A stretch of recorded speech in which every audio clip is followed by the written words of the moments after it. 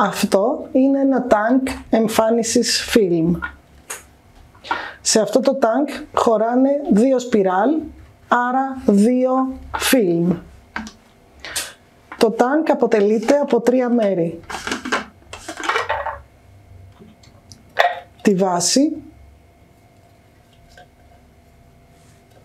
τον άξονα και το καπάκι, το οποίο είναι βιδωτό και μπορούμε να δούμε τις εισόδους και εξόδους των χημικών και των υγρών που θα βάλουμε στο τάγκ.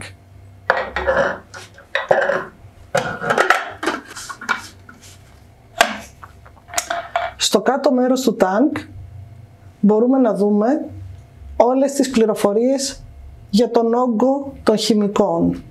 Εδώ βλέπουμε τα διαφορετικά φιλμ και πόσο όγκο χημικών χρειάζονται. Όταν θα έχουμε φορτώσει τα 2 φιλμ, θα χρειαστούμε και το κόκκινο καπάκι, γιατί κατά τη διάρκεια της εμφάνισης θα κάνουμε αναδεύσεις.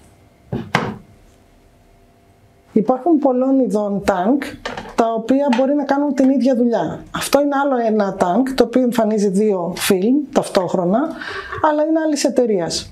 Η μόνη του διαφορά είναι ότι το καπάκι είναι κουμποτό σε αντιδιαστολή με το άλλο που ήταν βιδωτό.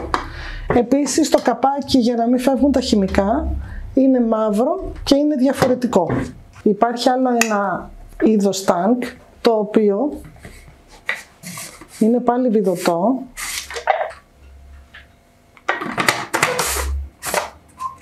και το καπάκι, για να μην διαρρέουν τα χημικά, είναι αυτό, είναι μικρότερο.